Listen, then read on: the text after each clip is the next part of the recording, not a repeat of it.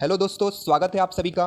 दोस्तों, आने वाले बीपीएससी एडू एग्जाम का जो जनरल स्टडीज़ का पेपर होता है उसमें एक इंपॉर्टेंट टॉपिक पंचायती राज इंस्टीट्यूशंस है। दोस्तों, बीपीएससी ने हर साल पंचायती राज इंस्टीट्यूशन से कुछ इंपॉर्टेंट क्वेश्चंस पूछे हैं। इस पर्टिकुलर वीडियो में हम लोग उन क्वेश्चंस को भी देखेंगे और पंचायती राज इंस्टीट्यूशन से रिलेटेड जितने भी इंपॉर्टेंट आर्टिकल्स हैं, जितनी भी कमिटीज़ हैं, उन सबको डिटेल में देखेंगे दोस्तों। तो चलिए शुरू करते हैं। ये हमारा बीपीएससी एडियो कंसेप्ट सीरीज़ का सेकंड वीडियो है। अगर आप इस चैनल पे नए हैं तो इस चैनल को जरूर सब्सक्राइब करें। इस पे आपको आने वाले दिनों में बीपीएससी एडियो एग्जाम से रिलेटेड सारे इंपॉर्टेंट टॉपिक्स को कवर कराया जाएगा। तो चलिए दोस्तों देखते हैं। पंचायती राज इंस्टीट्यूशन, जिसको शॉर्ट फॉर्म में हम लोग पीआरआई के नाम से जानते हैं दोस्तों, इसको ग्रास रूट लेवल पे डेमोक्रेसी को इस्टेब्लिश करने के लिए इसको कंस्टिट्यूट किया गया। इसीलिए हम इसे कहते हैं कि ये लोकल सेल्फ गवर्नेंस का फॉर्म है। लोकल सेल्फ गवर्नेंस को ये प्रमोट करता है। दोस्तों, गांधी जी का भी ये विजन था कि सेल्फ गवर्नमेंट हो और लोगों के जितने करीब गवर्नमेंट होगी उतना ही बेटर होगा। तो पंचायती राज इंस्टीट्यूशन उस दिशा में एक इंपॉर्टेंट कदम था हमारे सरकार की तरफ से। दोस्तों, 73rd कॉन्स्टिट्यूशनल अमेंडमेंट एक्ट 1992 के थ्रू इसको कॉन्स्टिट्यूशनल स्टेटस दिया गया। इसको ऑफिशियली हमारे पूरे कंट्री में इंप्लीमेंट किया गया दोस्तों 24 अप्रैल 1993 को। इस अमेंडमेंट के अकॉर्डिंग दोस्तों हमारे कॉन्स्टिट्यूशन में पार्ट 9 ऐड किया गया, जो कि आर्टिकल 243 से 243 ओ तक है। और साथ ही साथ 11th शेड्यूल भी हमारे कॉन्स्टिट्यूशन में ऐड हुआ। तो दोस्तों, आपको ये समझना होगा कि जो पंचायती राज इंस्टीट्यूशंस हैं, जिसमें हमारे लोकल बॉडीज़ आती हैं, विलेज आता है, ब्लॉक लेवल का और डिस्ट्रिक्ट लेवल का, ये जो तीनों लेवल की गवर्नमेंट्स हमारे यहाँ बनती हैं, ये हमारे स्टार्टिंग से कॉन्स्टिट्यूशन में नहीं थी दोस्तों। अमेंडमेंट करके 1992 में 73rd कॉन्स्टिट्यूशनल अमेंडमेंट एक्ट के थ्रू इसको इंप्लीमेंट किया गया और 1993 से इसको ऑफिशियली हमारे देश में इंप्लीमेंट कर दिया गया।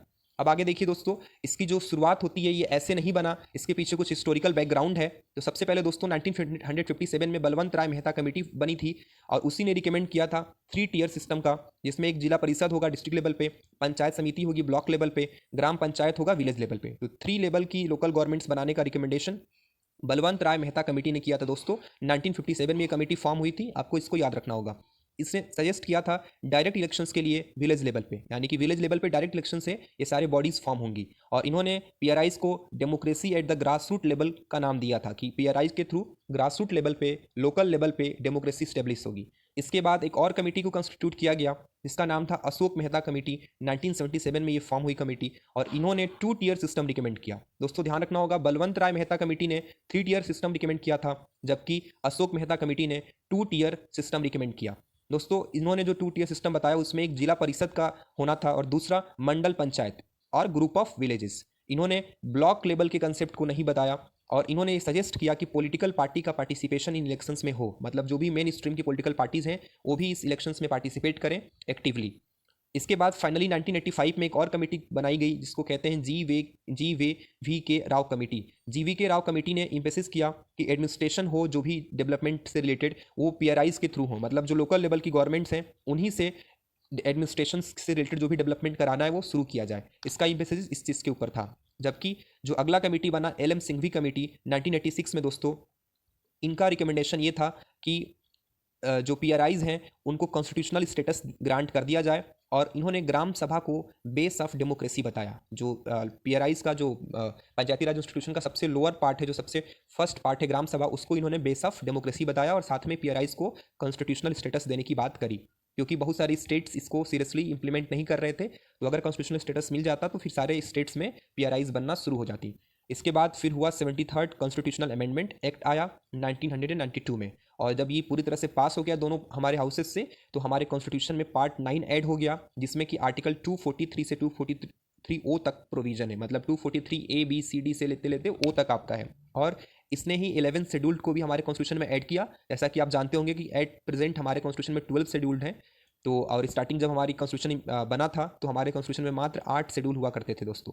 तो देखिए, जो ये 11th शेड्यूल है हमारे, उसमें 29 सब्जेक्ट्स ऑफ लोकल इंपॉर्टेंस का लिस्ट दिया हुआ है। तो कोई अगर आपसे क्वेश्चन पूछता है कि कॉन्स्टिट्यूशनल अमेंडमेंट एक्ट 1992 जो आया उसने कितने सब्जेक्ट्स को ऐड किया, तो 29 सब्जेक्ट को ऐड किया। और किस शेड्यूल में किया दोस्तों, तो 11 शेड्यूल में किया। और 3 टियर स्ट्रक्चर को मैंडेट कर दिया है सारी स्टेट्स में, एक्सेप्ट सम स्मॉल यूटीज़।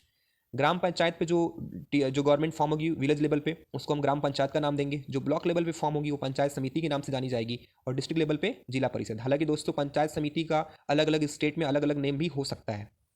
इसके बाद इस एक्ट के कुछ इंपॉर्टेंट फीचर हैं। पहला, जिसमें ग्राम सभा village assembly of registered voters को बोलेंगे। डायरेक्ट इलेक्शंस होगा 3 लेवल्स पे, तीनों लेवल्स पे डायरेक्ट इलेक्शन का प्रोविजन है। उसके बाद रिजर्वेशन की बात करें तो SC ST को उनके पॉपुलेशन के प्रोपोर्शन में रिजर्वेशन मिलेगा, जबकि जो वुमेन्स हैं उनके लिए 33% सीट रिजर्व होंगी। कई सारे स्टेट्स ने तो इसको बढ़ा के 50% कर दिया, बट मिनिमम 33% सीट रिजर्व रखना होगा सभी स्टेट्स को। और जो भी पंचायती राज इंस्टीट्यूशन में ग्राम सभा होगा या फिर ब्लॉक या डिस्ट्रिक्ट लेवल पे, उन सबका टेन्योर जो होगा, जो उनका शासनकाल होगा, वो 5 सालों का होगा, 5 ईयर का होगा। इसके बाद इनके इलेक्शंस जो होंगे वो स्टेट इलेक्शन कमीशन कंडक्ट करेगी, और साथ ही साथ जो भी फाइनेंस से रिलेटेड इशू होगा, फाइनेंस का डिस्ट्रीब्यूशन होगा, वो स्टेट फाइनेंस कमीशन करेगी, जो कि हर 5 साल पे बनेगी PRIs के जो भी फाइनेंशियल कंडीशन है उसको रिव्यू करने के लिए। इसके अलावा कुछ रिलेटेड आर्टिकल्स को देख लेते हैं दोस्तों। 243A जो है वो ग्राम सभा के कंपोजिशन से रिलेटेड है। 243B कॉन्स्टिट्यूशन ऑफ पंचायत की बात करता है। 243C कंपोजिशंस की बात करता है कि ग्राम सभा किन किन लोगों से मिलकर बनेगा। 243D में रिजर्वेशन ऑफ सीट्स की बात है कि SC ST एंड वुमेन्स को कैसे सीट्स रिजर्व है। 243E में इनके ड्यूरेशन टेन्योर का बात है जो कि 5 ईयर्स है। 243I में स्टेट फाइनेंस कमीशन की बात होती है, और 243K में स्टेट इलेक्शन कमीशन का मेंशन है। इस तरह से आप देखेंगे कुछ इंपॉर्टेंट आर्टिकल जो आप यहाँ पे देखें, इनको आप जरूर याद रखें क्योंकि ये बार बार एग्जाम्स में पूछे जाते हैं। इसके बाद 11th शेड्यूल जो कि आर्टिकल 243G के अकॉर्डिंग है। 11th शेड्यूल में 29 सब्जेक्ट्स मेंशन है, उसमें से कुछ इंपॉर्टेंट सब्जेक्ट्स को हम देख सकते हैं, जैसे कि एग्रीकल्चर है, लैंड रिफॉर्म्स है, minor irrigation, animal husbandry, rural housing, roads, electrification, drinking water, education, health, women's and child development. ये सारे इंपॉर्टेंट टॉपिक्स हैं जो कि 29 सब्जेक्ट्स के अंदर आती हैं। ये दोस्तों इन टॉपिक्स पे जो लोकल गवर्नमेंट से वो एक्शन ले सकती है, ये उनके जुरिस्डिक्शंस में आता है। आगे देखेंगे तो कुछ अमेंडमेंट जो हुए आपको याद रखना होगा, बाद में चल के 97th अमेंडमेंट एक्ट भी 2011 में पास हुआ, जो कि 9B पार्ट को ऐड किया। दोस्तों 9 जो ए होगा वो म्यूनिसिपैलिटीज से होगा, हम अगले वीडियोस में इसके बारे में देखेंगे। 9 आपका हो गया दोस्तों पंचायती राज से, 9A म्यूनिसिपैलिटीज से हो जाएगा, और जो 9B होगा वो कोऑपरेटिव सोसाइटीज से होगा। इसको भी 2011 में 97 अमेंडमेंट से ऐड किया गया दोस्तों इसको आपको 73rd अमेंडमेंट से ऐड किया गया।